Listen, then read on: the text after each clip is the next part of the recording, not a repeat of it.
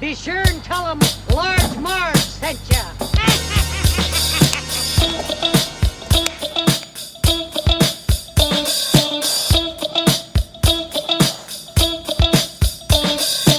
In the 90s, we were just teeny tykes. We went to movies and our bikes. We wanted to be DJs, but we were just teeny gals. So we went off to college and we remained as pals. 20 years later, we're still watching flicks and we're bringing you the favorite bit by bit. Sweetie and Sweetie are here to say it's the Large Marge Santa's podcast. Hey. Hey guys, welcome to the Large Marge Tennis Podcast, your favorite podcast where two sweetie sisters talk about movies that shaped their childhood. I'm Sweetie with an I-E. And I'm Sweetie with a Y. All right, so we're coming into the summer season. Woo, our favorite time of year. Summer, When we summer, sing summertime, DJ, summertime. Fresh Prince, and Jazzy Jeff every year. Every year. Let's just sit back and unwind. Yeah. Sit back and unwind. So yeah, always a good time, summertime, really like the time for movies, you know, the summer blockbuster. That's not so much anymore, but I mean, when we were kids and growing up, there were these like big movies that came out in the summer. There still are Sure. movies, big Yeah, movies definitely. that come out in the summer. We don't necessarily see them I at see the rate that we used to, but yeah, you're a more steady moviegoer. Case in point, just as Sweetie this week, does she want to go see the new Indiana Jones, which is a summer blockbuster this year, coming out today, I think, or tomorrow. Yep. Yep. Cool. You know, so the big one's always like going into Memorial Day weekend, 4th of July weekend, right? So those are like the big ones. And so I thought, like, why don't we start covering some summer blockbusters from years past? Good and idea. I just like looked up, you know, summer blockbusters from 80s and 90s movies and got a nice list, and then thought like we could choose some of those this summer just to get into the summer spirit. So one of those movies happened to be Beverly Hills Cop. Beverly Hills Cop, which I have never seen. Me neither. Yeah, you neither. And it really is a pretty big 80s movie. Mm-hmm. We watched Air the other weekend, and they had like a montage, if you haven't seen that movie yet, in the beginning of Air, of these very 80 like big things that were happening in the 80s, and they show like either this movie poster or like Eddie Murphy or something. Like snippets. Yeah, something from this movie. Yeah. So I was like, oh shit, like, yeah, I've never seen that movie, and I love Eddie Murphy, and I know this was like a big huge movie for him, really like launched his stardom, and or continued to launch his stardom, because he just had like a lot of big movies in the 80s. And I was like, dang, yo, like, why haven't I ever seen this? I like comedies, I like action movies. Yeah. Like, Yeah. what gives? Totally. Yeah. And like, I've never seen it on TV or anything, you know, never like guess just stumbled upon Yeah. it. And then Just like, they don't play because it. it's rated R, so it like they don't play it a lot. I guess there's Yeah. like a lot of swears is the main reason. I know. I wrote down an F word movie, which makes me so annoyed Yeah. when something gets put into the R-rated genre just for like a couple F-bombs. Granted, it was a lot of F-bombs. And It was just kind of like like a tit and the like, mood of the movie. I don't know, the Yeah. N-word maybe like puts it up there. Yeah, and like the guy gets shot in the head, I guess. There's like, there is some like violence. That's your least favorite thing. Yeah. I know. I was surprised I could watch it, but you know, I mean, like, it wouldn't be PG-13, but like, yeah, it seemed like mostly for the swears. But anyway, so really happy to watch it today. Felt like I could use a good 80s action flick. So here we are. Well, we tried to watch Sphere. Wait, no. We No. tried to watch The Abyss, and somebody who shall not be named, James Cameron, has clearly pulled it from the streaming gods. It's so suspicious when you can't find it anywhere. You're like, what's going on there? Fuck that guy. He Clearly, whoever owns the movie like they didn't like, you know, people. I don't know how that works. Like, people need to pay for the rights to do it, and they like either like won't pay enough or they won't make it available. Just seems lame, like this day and age. And you know what? I'm happy to get DVDs from the library. Would love to do it. However, I can't figure out how to hook up you the really DVD can't. player We're really to our TV. really stuck between a rock and a So- hard place there. You know, I like Yeah. have this life-size DVD that I really want to watch, I but know. Just can't make it happen. It's getting to be like DVDs are now like the new VCR. It's just hard to get players and like hook it up. And obviously, and we're just so used to the streaming. So it's a bummer. It's a And I hate fucking running bummer. into this, but we'll be watching The Abyss someday soon. It'll be like just Cocoon. like Cocoon, just like Space Camp. Still haven't seen that Oh one yeah, yet. good. I think it did. Order that. What didn't we like see it? Like randomly did come on streaming one time. And we were like, No, oh my we would have watched God. it right away. Yeah, we would have watched it. Okay, maybe that was a dream I had. Oh, it must have been a Some dream. Some dream. dream. Anyway, so we chose this instead, and I was glad because I'd always wanted to see this somehow again, like Sweetie said, never had, and so now is the time. Now is the time. Yeah, now is the time. So, Beverly Hills Cop from 1984, starring the one, the only Eddie Murphy. Just told Sweetie that I guess he was slated to do Ghostbusters. What role, I don't know. And he dropped out of that to do this movie. Winston So, good Zeddemore, choice. obviously. Oh, duh. Okay, but that's like, I mean, I guess he would have been fine in that, but he would have like stole the show too much. Yeah. And Yeah. that's the thing with Eddie Murphy. He's like he's the star of everything just because Right. like a lot of comedians are. They steal the scene because like they're so Well, dang all the funny. guys are, they're all like Yeah, fantastic. So tough, but yeah. Right. So also our favorite judge, the judge, Dopey Judge, what I Reinhold. like to call Dopey Judge, which Yeah, is the dopey my one. favorite brand of Judge Me Reinhold. too. He has, so it's funny because he really has only two like modes. One like super asshole jerk face, and two dopey lovable puppy dog. Giant puppy dog. But Yeah. I love him. He's a sweetie in this. Total sweetie. He's just a sweetie. Total in sweetie. the club immediately. Boom. Yep, in the club. Jonathan Banks, scary, as if you remember from Breaking Bad, what's the guy's name in Mike Breaking Bad? Ehrmantraut. Mike in Breaking Bad. Terrifying in this. Don't want to Don't cross that him guy. at a buffet. Yeah, scary looking dudes. He's just ice cold. Those veins, ice runs in those veins. Bit part by Paul Reiser. Wish he had like a slightly bigger role. But Yeah, I good thought to see him. I was Good like, to see him. whoa! I totally forgot about him until you just said that, and I was like, oh Yeah. my god, Paul, where you been? Yeah, I know. What Love was his him. job His even? bigger Was role. he another cop? Yeah, He was, like, he super another- fancy He was looking. his friend at like the Detroit police station. I think. And then like a bunch of other people, which I didn't write down their names. Okay, this movie, I'm not even kidding you when I say has one woman in it. Maybe like don't forget the stripper. Right. So right. 2. And I guess that's pretty common for action movies because I started going through like, okay, It's a like some comedy. other action movies. But silly it action. just seemed like really over the top men all over. Yeah. There wouldn't be like one woman on the police force, like Right. no- in Beverly no, Hills. like yeah, no, in like Beverly models Hills. walking around. Were there even like models and movie stars? I literally do not remember seeing another woman. So there is a woman character, which to me, her character felt totally useless and didn't even really need to be there. And it was kind of like, just like a throwaway. But it just dawned on me. I was like, oh my God, there literally is no woman characters in Good this movie, call. with more than like one line. And you know what? I'm not even like throwing this out as a super feminist. I'm just saying it just felt like a womanless world. It was very strange. Okay. So there was one woman character. I didn't recognize her from anything else. The bad guy, I think he's a bad guy in other things. In a Seemed James like a bad Bond dude. movie. He was Oh, clear. okay. I was like, oh my God, Hannibal Lecter, is that you? Yeah. Like exact, like dead. Totally Yeah, Anthony Hopkins. exactly. Yeah. Yep. And then the police chief was somebody. I looked in his credits, and he was like the president in like Murder at 1600 or something. Have you ever seen that with like Wesley Snipes and Diane Lane? So like later in life, but wasn't recognizable to me.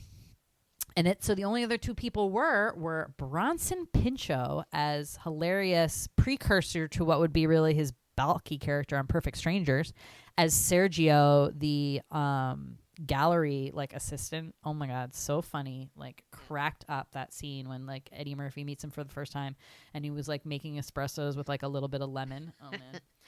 Loved it. And then probably the real Steen stealer for both me and Sweetie here, Damon Wayans, his feature film debut as the banana guy.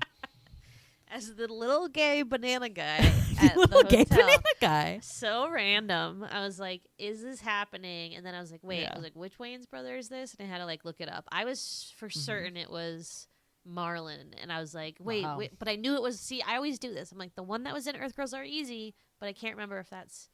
Oh, yeah. And then I looked it up. I was like, damn it. But yeah, he's my favorite. I loved him. He has the longest fingers. He should play basketball. I don't know if you saw his hand. His fingers were like bananas. They were like really Isn't that the long. like Abe Lincoln disease or whatever? Like, Oh, maybe. Yeah, he's like really tall. But yeah, he had a hilarious little cameo. I mean, like I said, just starting off. Like he, a couple years later, he was in Earth Nailed Girls it, Are Easy. yeah. So good for him. And in Living Color and stuff. So apparently, Sylvester Stallone was actually in the title role for Axel. give me a break. But I know, lame. But he felt like he couldn't handle the comedy. He just good like one. Good wasn't on up you, to the Sly. comedy. He didn't have the Sly. comedy chop, so he bailed out of here. Then I saw some weird thing on IMDb was like, rumor has it that Sylvester Stallone dropped out of the film because of a disagreement about orange juice in his trailer. Like, who puts that stuff up Oh, here? I hope I Get love outta here those. with Those that. are the fucking stupid ones that, and then you look and it's like I know. 2 out of 700 people Yeah. found this I interesting. mean, it's like it's like Wikipedia, right? I where love doing people a can thumbs just, like, down on those update ones. it. I'm like down, know. motherfucker. Like, are you sure? I need some evidence. I need another person. So apparently the idea for this story came from Michael Eisner, from like Michael Eisner, Disney Channel Michael Eisner. Okay. He was working for a different studio at the time, but he had this experience when he lived in Beverly Hills, and he had like a crappy car. And, he's like a white guy, by the way, like, pretty wealthy, and he was working for movie studios. But he said that when he had this crappy car, he was like treated very differently. And then he was like, screw that, I'm getting like a nice car. And he felt that he was treated totally differently once he like was fit into that Beverly Hills world. And he thought it would be a really good movie to have someone like who's not Beverly Hills like come in, like fish out of water. Sweetie's My favorite. But in this, I don't know how he thought of it in like a cop coming in and doing it. But then eventually, got screenplay writers, and this guy, Daniel Petrie Jr., wrote the screenplay. His other credits include Toy Soldiers, which I want to do eventually. So that's where like the boarding school kids get like taken over by terrorists. Sean Astin, Will Wheaton, some good guys Not in to that. be confused And then with also Small Soldiers, Small Soldiers, right? where the toys come. And with the toys to come to Tommy life. Lee Okay. Jones. He also wrote Turner and Hooch, good one. Also on our Hooch. blockbuster list, want to cover. Dead Dog though. What? Anybody? You think? Does the you dog know die that? .com. No, I Oh. feel like the dog gets injured at the end because he's like a police dog, Well, and then I don't know. he ends up As being long as he okay. doesn't die, I don't know. Yeah, I'm pretty sure he does. And anyway, so the screenplay ended up being Oscar nominated for Best Original Screenplay, so that's pretty cool. There were some Did spots not win, where, but there were definitely like some areas of the script I would have just, crossed, just like really fixed, because there were some weird things happening at some Yeah. points. I thought as like a police caper and like that side of story it and what was itself. going on was not like, I don't know. I was kind of unexcited No, about it was the- kind of like low brow for like Yeah. it wasn't very exciting. Like, what is a German bear bond, and like why looked do it up, we care? Right. Like that got, I was like, okay, let's just go with the Just drugs. go Let's with just go with the drugs. Like, Yeah. just cut the fat. Like, come on. Yeah, that seemed very, because I had to look it up. I'm like, what I is didn't a even bearer bond? want to waste the Because time. they don't I was like, really use those anymore. I do not fucking give to. It looks like the Constitution of the United States of America in a know. crate, and they're like, "I'm going to sell this." It's like, what the fuck? Well, I guess it's like it was a way to do money laundering because it's not traceable like a bill is. So it's still like considered like money. So almost like you have a savings bond, right? Like you bring in that paper and you can like cash it in, but it is not traceable like money would be. So they use it for money, or they used to use it a lot for money laundering. But those are pretty much non-existent today, like in the United States. No one has them. No one uses them. You Really hate hard to turn them see in, it so. get dated like that, Yeah. but dang. I know. But so Yeah, But yeah, so very that guy low wrote the stakes screenplay. also. Yeah. Low stakes. I mean, I did like the movie a lot, but I felt like nominated for best screenplay. Interesting. I think that's what its strength. Directed by a man named Martin Brest. Brest, Brest. Who directed Scent of a Woman, Meet Joe Black, and Gigli. Ooh, bomb. He was fired from directing the movie War Games, also a movie that I want to cover with Matthew Broderick there. Very like computery 80s movie about technology there. And he was like all bumming about that. And then the like Jerry Bruckheimer and someone else is a producer, and they kept like hassling him to direct this movie. And he really didn't want to do it, but he flipped a coin, heads or tails. Am I going to do this movie? Boom, lands on heads. He does it. And then it obviously became this like huge success. And he ended up saving that coin and mounting it on his wall and saving it forever. Good for him. Cute story. I know. Cute. I know. Story. Really story. I really liked it. So huge movie at the time. Broke all kind of like box office records. Like I said, made Eddie Murphy a huge star. Was the highest grossing R-rated film until The Matrix Reloaded in 2003. So held that record for like a long time. And spawned 2 sequels that the movie studio committed to like immediately, that they were so excited about this and the reaction that it got. And so I don't know, we'll have to. Am I interested to see the other ones? Kind of. I read the like summary of the second one. It's the same guy. It seems cute. The same. Oh, the cops. The Beverly Hills Cops. Yeah. Yeah. It's interesting. Yeah, the title, because it's like he's not a Beverly Hills Cop. I know. So it's like kind of a like not a accurate title, but you know, I would have workshopped a few things, but like good movie. I thought it was going to be a lot funnier than it was. Swearing Eddie Murphy. Yeah, Eddie Murphy's just the best part, and like you're just like I just want to see him like doing his different voices all day. I don't know if I don't know if I need this like mystery about his weird friend who got killed. Like the mystery was lame. For me, I could have used like way more action sequences. So movie starts off so strong, not only with like this insane action sequence where this like, I mean, we'll go into it when we do the synopsis, but it was kind of crazy, bananas, if you will. And starts off with some real bangers too. You get the Glenn Frey song, "The Heat Is On," such a banger. And then jumps right into the Pointer Sisters. I'm just doing the Neutron dance. What a oh my God. I put that on 10 times today. I was losing my mind. Oh yeah, I gotta put that on my list. It's hard to say that some things never change. So awesome. And then I was like, okay, this movie's starting on a high note. And then it kind of like bloop, bloop, bloop, bloop, bloop, bloop, bloop, bloop, bloop. And then it wasn't really any like too goody like action stuff until the end when it was just like a big shootout. So could use more action. I love those gunfights that are just like every shot is like an explosion. It's like, what's going on with those bullets? Like, and like those guys with machine guns. Those guns, terrible shots. Terrible. I was like, these guys are like me playing GoldenEye on Nintendo 64. Just like a lot of power, but like not really hitting what I need to. God. It's like it's really bizarre. But yeah, funny stuff. Let's talk about it. I think. Yeah, let's talk about it. All right, it's time for the sweetie synopsis. Yes. I went through all of the quotes on IMDb, and they're just too long. Okay. And you know what? So typical on how we've had when we do a movie that has this really great comedian, of course, what was mostly in the movie was improv, right? So most of the great scenes were Eddie Murphy just like riffing and like making up his own shit, which is like not super quotable sometimes. And they're these really like long passages and a little bit, you need like a lot of context. So I'm sure if you are a super fan of this movie, like you have some one-liners or something, but I couldn't find any. So that's my long-winded explanation of why I don't have a quote. Valid. I think that's valid. All right. Ooh, I wrote down Alex, but I meant to write Axel. Axel Foley. Foley.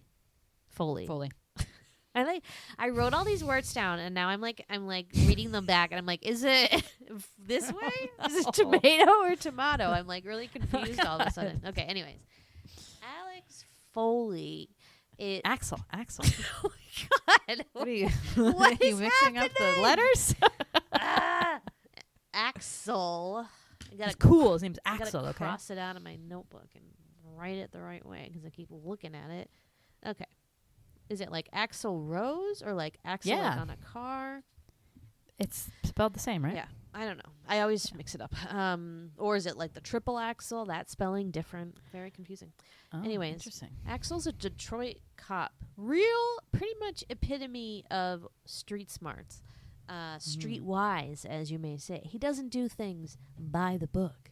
He makes up stories and like elaborate ruses to like get where he needs to be, and does secret undercover ops without getting approval. Big no. Yeah, that's not great. So that's how the movie opens. He's doing like some weird cigarette scam. I don't, had a real hard time following that one. I was like, Yeah, all I me knew too. was that like Eddie Murphy was doing a bit, and I was like, he's obviously doing a bit because he has to be doing a bit. And then I was like, And he has a weird voice, right? he had a weird voice. And his like kind of like southern high, like, well, Yeah. that's not what I said. Yeah. Like that one. That I was like, this has to be a bit. And then it kept going on, and I was like, is it a bit? And then I was like talking myself out of it, and I was like, I'm pretty sure it's a bit. And it just like it was so drawn out, the like reveal Yeah. that just kidding, he's a cop. So he was selling the cigarettes to those guys, some sort of like black market cigarettes. Yeah. And then the real cops show up, and then the guys who wanted to buy the black market cigarettes like take off with the black market cigarettes Yeah. and Eddie Murphy in the truck. Right. And I don't know if Right. they knew he was in the truck or like what. I don't know. Yeah. Like I was a little confused by I was like, are they all in it together? Like, is this real? And he's going to get caught, and they're going to be like, your only way out of prison is by becoming a cop. And then like he had to be a Yeah. cop, but like no. It was Yeah. confusing. I mean, you don't know as the viewer that he's a cop. They do like a little at bit all. of a misdirect. Yeah. Yeah, exactly. Like you're like, I mean, obviously you know the premise of the movie, Right. but you don't know anything that he's a cop. So this is this big action sequence I was talking about, and it is crazy. In my mind, I was like, how did they film these? I've never understood that. It was very the destruction. This truck that they're driving is like almost like a caterpillar, and since it was like several sections that just keep like twisting and moving around. Longest truck ever. You have Eddie Murphy in the back, Oh my God. like who thinks it's a good idea to like, and I guess it was the only thing he could do, hang on to this metal sheet, that chain sheet that's in the back, and he's just getting thrown out of the car as it's like careening down these Detroit streets, and like just all this destruction. Oh my God, it was a crazy beginning scene, and like I said, the Neutron song is playing, and you're like, what is happening? It was a very like John Landis Blues Brothers style car accident scene, which is just like intense, like just an overabundance of crashing and just like, how is this all and like you think it's over, and then like 8 more things, and then a school bus, and then this, and then that, and then like this truck's just like plowing cars down the street like it's a snow plow, and it's nutty. But the guy gets away, God bless him. He ditches the truck, runs, and then Axel's left behind, and they're like, I knew it was you, Axel, blah blah blah. So he gets in trouble big time by Officer Todd or whatever, Lieutenant Todd or whatever, who was a real lieutenant. Did you read that? And he was a real Detroit cop. Look at his IMDb. This is the only thing he's done, and Beverly Awesome. Hills Cop too. He did seem legit. I know. I was like, wow. I think he might get killed in one of the sequels, because one of the What? synopsises was like they murdered his boss or something like that. Get out of here. Well, there's this assassination. The second quote one me is on an that. assassination attempt on The Beverly Bugmoli Hills or guy. whatever. Yeah. Like some weird spaghetti sauce name. I need help on that. Where one. did they come up with these? I need help with that one. But anyways, so yeah, he gets in trouble big time. And I mean, rightfully so, though, Yeah. because like that was that's pretty reckless. bad. That was reckless. No like support. No one knows where you are. Like real dangerous. Yeah. But he's just like, that's the way he does things, not by the book. So yeah, so he's in trouble. He's like on probation or whatever. He goes home, finds somebody raiding his fridge. It's his old buddy Mikey, an ex-con, I guess, whom he used to From the steal. neighborhood. Yeah, from his old neighborhood. Used to steal cars with him. And when they were kids or whatever, I don't know how old, I guess like pretty young, they stole a car, they got caught, and Mikey got caught, but didn't say that Axel was involved. So, it's just real love, real bromance there. Yeah. And so they go out, they party hardy. And then, but he shows them this bag of like we said, German bear bonds, which Sweetie vaguely talked about earlier. That I like when I'm like la la la la what, just like some boring ass thing. It's like some kid's like U.S. Constitution project that he dyed with tea bags is like in this duffel bag or whatever he has. Yeah. And like a bunch of them, and Axel's like, "Where'd you get those, man?" He's like, "Okay, I don't want to know." Like he knows the dude is bad, but he's like, "I'm a cop now. Like, remember, careful, blah blah." Yeah. So, and he tells him who he's working. Oh yeah, for, right? and then he's like, "I'm working. Oh yeah, like our old buddy Jenny Summers. I'm working for her, and then she got me a job at like security. It's some guy. He doesn't know who. It's just like security. The job was from this girl that they know." She's like, interesting. Okay, weird. So then they go out. They get loaded. They come back, and they're just like, bum rushed by these two goons. One knocks Axel unconscious to the rug. Youch. I was like, wait, what happened to him? I know. I looked away and suddenly he's I'm like where did gone. Murphy go? I was like, did he go in the apartment and miss this whole No. thing? Like what? But no, he just like passed out unconscious, and then these guys shake him up because he stole the bear bonds, and the friend. They shoot him. They shoot him twice in the head. Brutal. I know, and it was one of those brutal ones where they're like, it seems like they're just gonna like yell at him and be nice to him, and then all of a sudden the guy just like, he's like walking in front of him, and the guy like pulls out a gun, pushes him down, and boom. Yeah, so he did, and Axel wakes up, finds him. We don't see this, but like you see like the after scene, all the cops, the ambulance. Blah, blah, blah. So of course Axel's like pretty upset about this. He wants to know what's going on.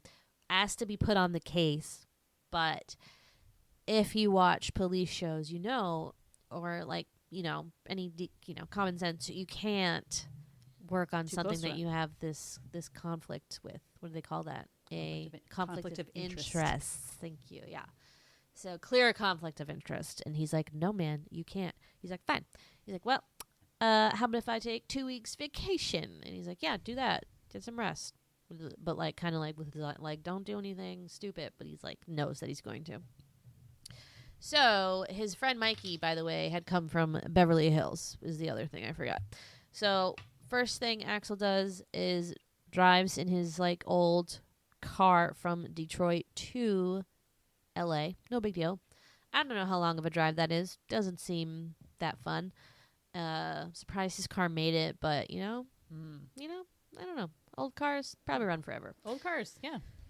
Forever. So he gets to Beverly Hills, checks into like the nicest hotel he can find, I guess, and then immediately starts going into like his thing. So this is how Axel Foley like gets by, and like what he does as like this streetwise cop is that he like comes up with these like elaborate characters and stories that just like throw people off, and they just like don't know how to respond, and they just like kind of panic and give in to basically whatever he's after. And it's like pretty genius, and like each one is really funny, and like each one is like one of Eddie Murphy's like silly voices and like things.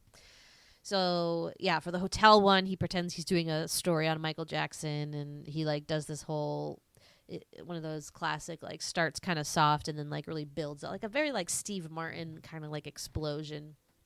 And then he says the N-word at the end, like, "They won't let N-words in this hotel." And they're like, okay. And they're like, "Shh, we actually do have a room available right here. Like, you can get it."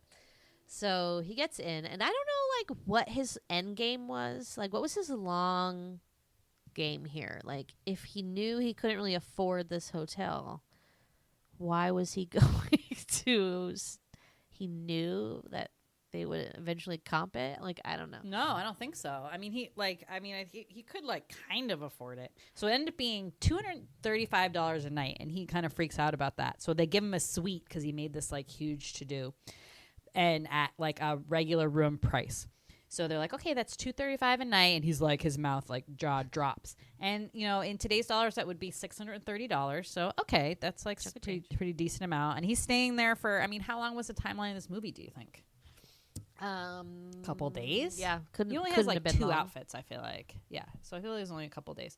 So whatever. So like I think he has the money, but like why did he pick like the nicest place? I'm not sure. But yeah, maybe he did. Maybe he is smart, and maybe he did like figure that out. Who knows? Yeah. But he immediately gets to work, so looks up his old bud Jenny Summers, and she's like an art dealer or something, or like a art gallery owner. Weird shit. Like I know the 80s art was like brutal. Ceramic mannequin heads on a table. Yeah, just like weird tacky shit. They were like, this is $100,000 like mannequin with paint thrown on it. Like, cool. Wow. And so he talks to her, and he's like, listen, like, unfortunately Mikey's dead. Like, I need to know like who he was working for. Like, who'd you get him a job with? And so she tells him this dude, Victor Matlin, total creep. So he like shows up to this guy's establishment, who's like he's an art dealer, right? That's like his job. And he's just like, and very well known in this city as like a upstanding businessman. Right. He's like a foreign dude, but like everybody knows him. And sounds like Hannibal Lecter, is like very shady. And so he starts. Axel starts asking him questions about Mikey, and this guy like doesn't like that, and he's like, please leave. So he gets his guys, his heavies, to like get him out of there, and they throw him through their own window, which is like, I don't know. I just thought that was interesting. I was like, you guys are gonna have to fix that now. Like, and now that's that sucks. Like, you just do that, sure, whatever. And a cop car rolls up, and arrests Axel for causing a disturbance. And he's like, you're arresting me for getting thrown through a window? Yeah. And that felt very like race oriented to me, and like that is the part of this movie too, is that they don't mention it like too much, but obviously that's like a bit of a theme here, is that he's like not like the only black person in Beverly Hills, but which is a majority white place, I'd say. And then he's getting in all these situations like, and people don't know he's a cop, so he's kind of just being treated as a regular person, but also like, you shouldn't be here because you're black, right? I mean, that was like, but he also kind of like the thing. But he kind of like wants that outcome, because that's how he's getting right. into all these places and like pulling all these stories, and so it's interesting.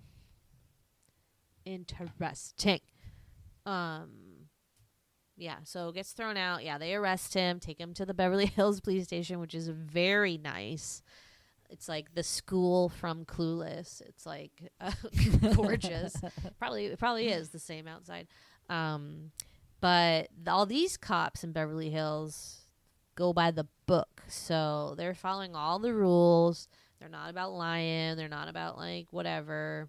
They're like, do you want to file assault charges? I'm sorry that like this guy punched you. So one of the cops, Taggart, is like trying to ask him questions, and Axel's being like his usual self. And then this Taggart just like socks him in the stomach.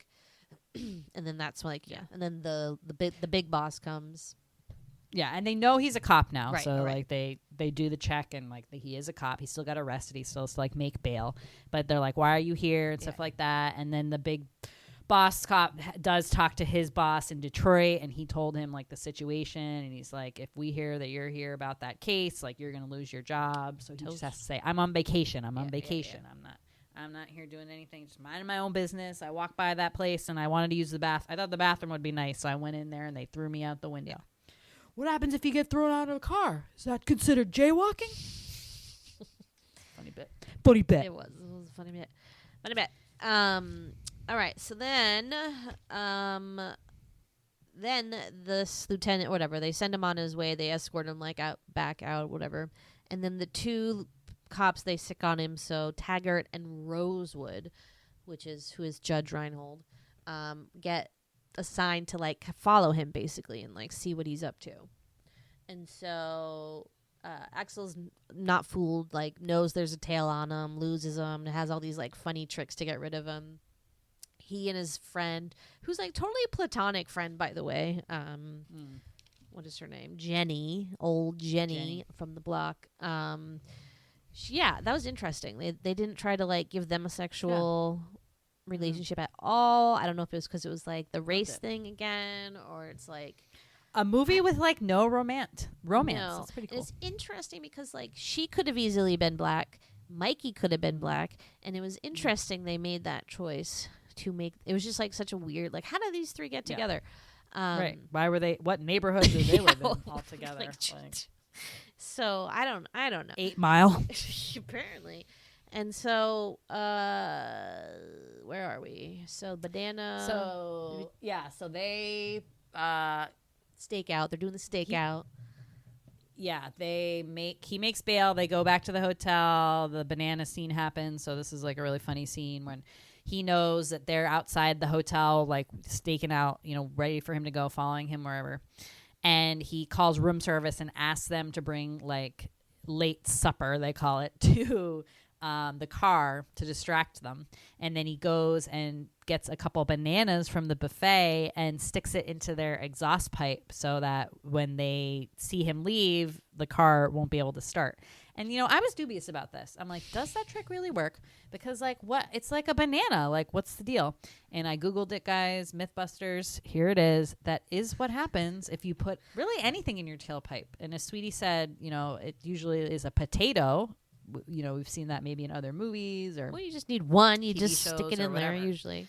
Yeah, any kind of blocker of that, like backs up that system, and then all that goes back into the engine, and then somehow, I'm not a mechanic, I don't know, but Sandlot. It's the like car in the won't Sandlot work, when the let's just vacuum say. explodes. Yeah, exactly. So they're able to like go and keep doing their police work. Or not police work. Axel trying to figure out like what is the deal with this warehouse? Why did Mikey get killed? So he goes to the warehouse with Jenny, and they sneak in there and they find some crates, and they find these guys delivering a crate, opening it up, and taking those bearer bonds out. Yeah. And then he also finds like piles of coffee everywhere. Yeah. So you're trying to like put two and two together. They follow those guys, and they end up going to like a customs place where all this stuff gets checked, I guess, coming in from overseas. But he figures out that they are skirting around that. So they're getting stuff shipped overseas, are able like paying off somebody in customs to like take that out of there and take all their stuff before it gets checked by customs, I guess. I don't know. This part was confusing to me. I was like, I don't know what's going on. That's Okay. So he's kind of putting two and two together and figuring out that this is Victor Matlin is not just a businessman, gallery owner, importer, exporter. He's like smuggling shit in, bad. drugs and or these like bearer bonds. It's bad news, man. So the next step is, does he get the police involved yet, or they get? So he keeps it kind of just like messing up with the police. Like they keep tailing him. Yeah. Telling him to stay away from this, don't do this, like blah blah blah. He takes him to a strip club. All right. They bust up some robbery that's about to happen. Who is robbing a strip club in the middle of know. service, like in the peak of the, like when it's the busiest? What? Right. That was really strange. So he's like, kind of messing with those guys, but along all this, like they're growing closer and they're starting to like kind of respect him as a police officer and actually kind of start to like him. But they get kicked off the case because they went to the strip club, because you're not allowed to drink on the job and like party. But they had club They soda. had club soda. I know. It was really unfair. That was another line I liked. He was like, make sure I don't get the club soda. It makes me like puke. Because he orders a scotch and soda. Yeah. What was I gonna say? They got booted from the case, and then these new guys take over. the new guys. Yeah, but I thought I was gonna say something. I don't know. He tries to get him out of it by telling, like, giving them, like, serving them up the perfect lie that he's been like kind of showing them, like, this is how we do it in Detroit, aka just me. I don't know if the other Detroit cops do it, but And they're like, no, that's not what happened. And they're like, the noble go by the book, like have to do it. So they get in trouble. He's like, see, I told you.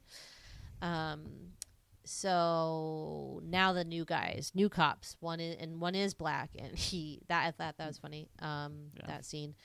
And he loses them again, goes to Matlin's like mansion and is like staking out that. And then is the country club? The car leaves, and he follows the car, Matlin's car, to this exclusive country club, and pulls another hilarious story to get in where he like pretends he's like Matlin's gay lover coming to tell him that he tested positive for like herpes simplex 10 or something. And so the guy just like lets him walk in, and then he sits down, causes a kerfuffle with that. What's that goon's name? Zach? Oh, I don't know. I just called them Mike, the Breaking Bad guy. Mike. They get into a tussle at the buffet table and cause a big scene. And then the Matlin's like, let him talk to me. So then he like has it out with him. He's like, I know you killed Mikey. And he's like, well, I didn't. Blah, blah, blah. I don't know. Some bullshit happening there. Some stuff that I didn't care about. And then they throw him out again. He gets arrested again. And the police are like, okay, man, what is the deal? And he's like, all right, I'll let you in on a little something I've been cooking up here. And so he tells them about all of this and like his theory. And they're like, oh yeah, drug smugglers use coffee to like hide the drugs from the dogs. And like, oh yeah, it totally checks out. But we can't just bust them because they don't have any like evidence. So predicament, because they go by the book, got to go by the book. And that's right. That's the right thing to do. So they're like, you have to leave Beverly Hills, so we're gonna escort you out of here. So sweet Billy Rosewood takes him out, and then Axel's like, just kidding, like I know there's another deal coming in like an hour, like come with me, and like blah, blah, blah. And so convinces him to go with him to this deal. Goes back to Jenny for like, I didn't understand this. Why did they need her help to tell them where this was, where the deal was happening or something? Like, why did they need her involved at all? Yeah, I don't remember, but she's like, and then she's like, I'm coming, and I'm like, okay, great. I need to come. So they go, and then they catch Matlin and Axel, and they take. Yeah, so they do find the shipment. It is confirmed. It's like a big shipment of coffee, but then underneath it is big bags of cocaine. Drugs, guys, finally, we got something real. Drugs. Right. So then they get caught, and they take Jenny hostage somewhere, and then there's like guys with these like crazy machine guns just like firing everywhere. And so the other cop comes, Taggart, because he like puts it two and together and like finds out where Axel was earlier that day. And so he comes and he's like, fine, we have to save this woman that's being held hostage, but I don't like it. And he like gets his like giant shotgun out of the car, and you're like, yeah. And so then this like crazy gunfight battle just like ensues at this mansion in Beverly Hills, which like Beverly Hills, interesting place if you've ever been. Like some houses are kind of close together, some have a little more privacy because you're important and famous, but like it's still pretty small, like tight little neighborhoods. Yeah. So there's just like this insane gun battle happening here, and things are just like exploding with this gunfire. It was insane. It was like the car accident scene in the beginning, but with gunfire. Yeah. So they really like Well, exhausted the two. Totally, like bookended the action sequences, because one's in the beginning, one's in the end. And like we said in the beginning, it is like they have pistols, and the one guy has like a rifle, but he doesn't end up using it, or like a shotgun or machine gun. What does he have? I think it's a shotgun. And anyway, so like there's like one guy with a machine gun, and he's just like boop boop boop boop boop, and it just like sprays them like right where their feet are, and they're able to like jump out of the way literally every time. Not a scratch on anybody. And then they're such good shots, the Beverly Hills Cop, that like these professional killers, they go like boom, boom with their pistols, and they like kill the professional killers with the machine guns, like in 2 shots. So funny. So this is like the whole scene. Finally, like Axel goes to find Jenny, and comes across like the mean Mike guy, a guy who killed his friend Mikey, and so they have like a little shootout, and he kills him pretty easily. And then finally finds Madeline with Jenny, and then again is kind of like, oh, like put the gun down, blah blah blah, and like at this time the chief of the police had like found out that this was going down and called for backup, so like they're all on the way. And the chief of police ends up being able to like come at that right time that Madeline's about to like shoot Axel, and they shoot him. And how did they not shoot Jenny? Forgot. I don't know. Well, they took her to like a car. I was confused where she went. No. But did she like? Because who shot first in that? She the guys distracts. Oh yeah, she hit him. Yeah, and then she hit takes him? the opportunity, and then gets out of it, and then she's safe or whatever. Okay, yeah. So Victor Madeline gets shot like 500 times and like is all bloody and like rolls down the stairs, and we're like, okay, case closed. Yes, he's dead. And and then do we know if he even did it? And then the bigger boss, then the lieutenant storms in, and he hates Axel, and he's like, I thought we got rid of him. Like, how is this happening? And then the lieutenant makes up his own little story, a very Axel story of like getting out of it, of like what happened, like flubbing the report so that it's like actually looks like you did the right thing, but you didn't. By today's standards, you're like, ooh, like this is weird. Like a movie about cops basically being like, yeah, we do that. And then he asked the two other guys to like confirm it, and they do, because they like him now, and they're all BFFs forever. And so they get away with it, and Axel goes back to Detroit. He's checking out of the hotel. The cops come, and they're like, the Beverly Hills Police Department picks up your tab. Congratulations. And I like don't really get why. Like I like. Yeah, you did a great thing, like busting up this thing, but like you caused a lot of mayhem and like put a banana in our car. Like, I don't know. And like, do they really have that much money? They can be footing the bill on the. And again, maybe it was only Beverly Hills, tons of tax dollars like, going into that police force. I don't know. This would be like an interesting expense to explain. And then he puts 2 robes on the tab and gives one to each of the guys, and he's like, I have 3 of them in my bag, and like. Funny stuff. I mean, no joke. If you've ever been in a hotel, I'm usually not lucky enough to stay in hotels with robes. I remember when you told me about the time that you did. Yeah, but I went to Italy this past time, and one of the hotels that we stayed in did have the robes, and like we lived in those robes. As soon as we were in that hotel room, we put on those robes. Love it. It was awesome. Love it. Totally worth stealing. I mean, you can buy those. Yeah. I mean, and it's true. They are $100. $100, $96 robes in 1984. Whew, those are so worth it. Nice stinking robes. Worth it. I mean, I love robes. I love a good robe. Obviously, you're the robe queen. 100 bathrobes. I'm obsessed. Queen. But so yeah, that's it.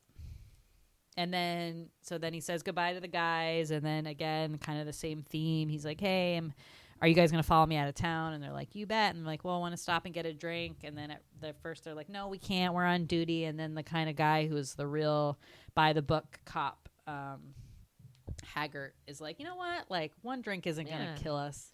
And so they're like loosening up. Really did. So like, it was so great.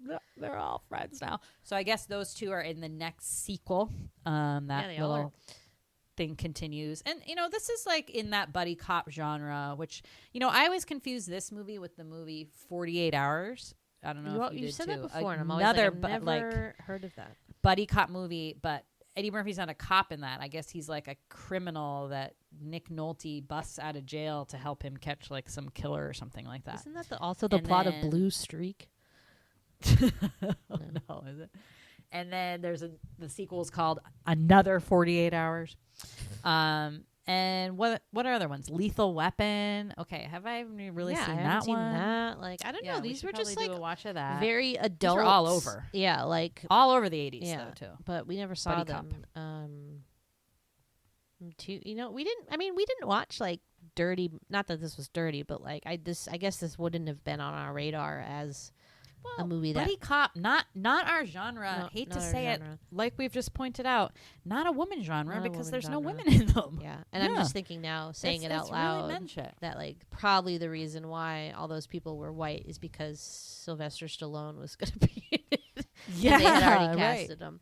Right, But probably. that's too bad. But Yeah. Yeah. Interesting. So, I mean, my biggest takeaway is what is the deal with Eddie Murphy's laugh in this? So, I know. his character, Axel, is like a cool guy, right? Like, I'd classify him as a cool dude. Like, he's street smart. He's like, he wears like cool, like, sweatshirts and like cut off sweats and like I don't know. I don't know if they were cut off, but I imagine it's like a Bill Belichick sweater under there. And he's cool, and he's got this laugh that is like a nerdy white guy laugh, and it's like like Is that just Eddie Murphy's laugh though? is it? I was gonna text you I and be don't like, know. is this how he laughs, or is he doing like is this a character choice? Is it a character? Is it to disarm people? I don't know. And like the girl makes fun of it at one point when they're like together in like the warehouse, and she like mimics the laugh, and it was like, whoa.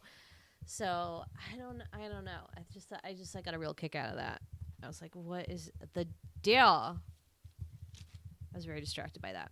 Also, they kept saying the word hoodlum. In this movie, they said it like 3 times, and they said it hoodlum, not like hoodlum. I thought that was pretty funny, and yeah, I thought I had more notes, but really it was just what's up with the laugh. Let's do it. So I read a lot of like, because Eddie Murphy's most of his dialogue was like improv and people weren't expecting it, so they had a lot of like crack ups in this and like breaking character that they kept in the movie, and that's like a thing when you look at a lot of the trivia, like Judge Reinhold had to pinch his thigh in this scene so like he wouldn't crack up laughing. So that must have been really fun, like when you're on a movie set like that,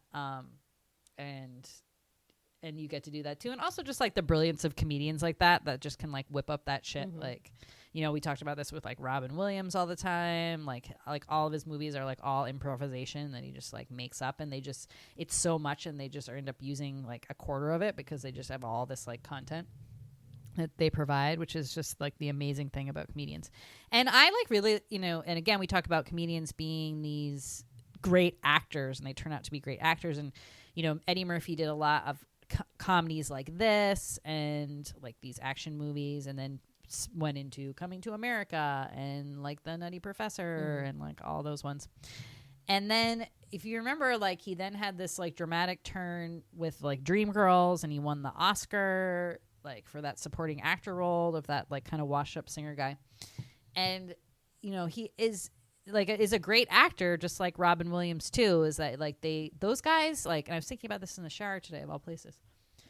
Like, I don't know why that is such a jump for people to make, because at the end of the day, like you're a performer as a comedian. Like you are doing like acting all the time, like in your stand-ups, like in all the little bits that you said he did. Those were like all just like different characters that he was playing.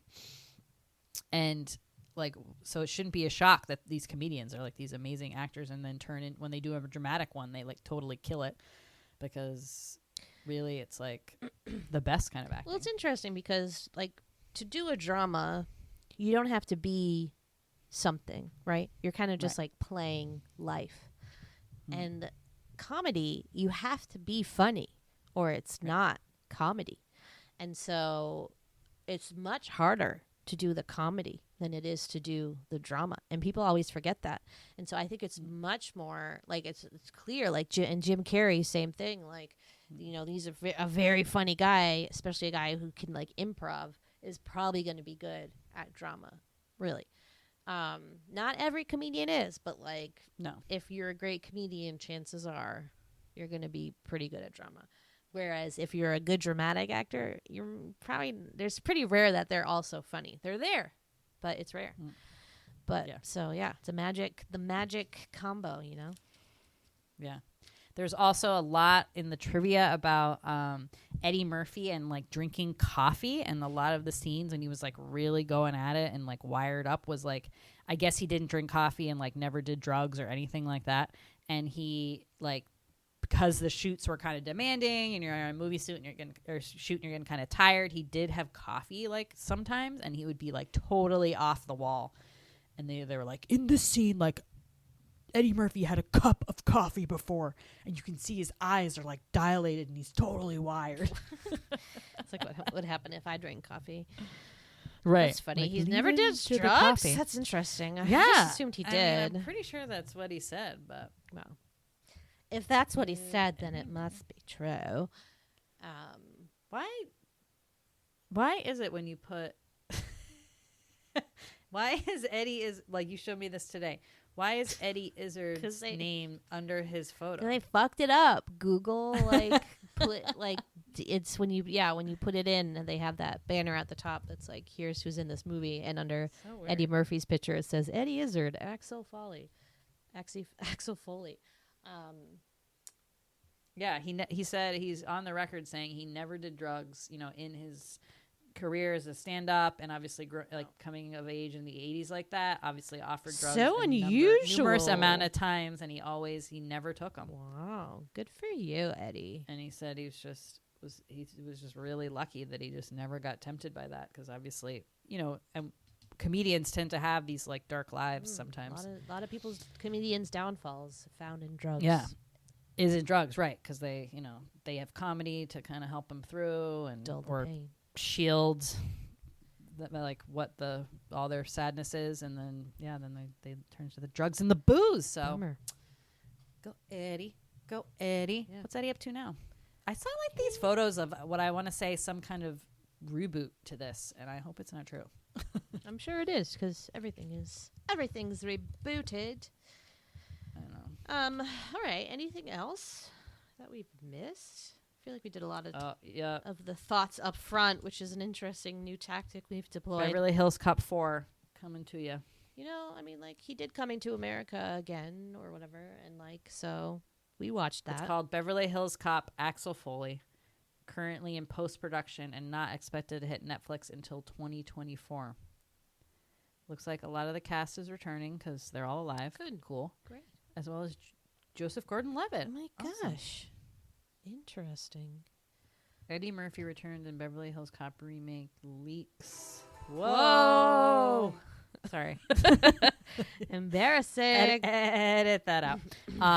Yeah, I'd go see a reboot. I mean, it's fun. It's some fun stuff. I definitely, hope I would have been in the theater in 1984, buying my movie ticket for this summer blockbuster, and would have enjoyed myself, like, for sure. Yeah. You could have tell, like, that people walking out of that were like, yeah, that was cool. That was a cool movie. Solid flick, my man. Yeah. All right. Well, enjoy your summer. Did we talk about that? What? Do we talk about the Did song? we talk about the Axel theme? Oh, yeah. I don't think we did. So the song is this electronic, like, synth pop that's like, do, do, do, do, do, do, do, do, do, do, do, do, do, and it's played constantly. Like, it's like there's never, anytime you're like, gee, it's pretty quiet in here, all of a sudden, he's like driving his car. You're like, wow, what's happening? Walk down the street. There's an action sequence. Gunfight. And that's what I meant too when I said that, like, it's pretty low stakes because, like, they're always playing that fucking music, and so like you're never concerned that something bad is gonna happen. Whereas, like, in a straight action movie, it's like, is that guy dead? I don't know. And this is like, we're just having fun with our pops. Fun little beat, but yeah, I just found that so funny that they just leaned on that so hard. But that, if you had told me, like, I didn't know really anything about this movie. I knew that Eddie Murphy was in it. I didn't really know the plot at all. But I know that little do, and it's just like a hallmark of the 1980s. I didn't know it was like, from this movie. Beat and you're like, yeah. I've heard it before because before we started recording, I was talking about how I'm pretty sure Geico uses this in some of their like off-brand commercials. Like the ones that aren't like the proper ones that like have been like heavily workshopped and like whatever polished. There's like these like B-side Geico commercials that will play on like free streaming services. Right. Yes, I've seen those. And there's like 2 in a row, and they're very similar, but one has like a little bit of a different copy or whatever. And then at the end is always this song, and it's like, you can save $10 and switching to Geico. Do. And it's like, it haunts my nightmares. And then it started playing in this song, and I was fucking pissed at Geico or whatever for using that in that commercial.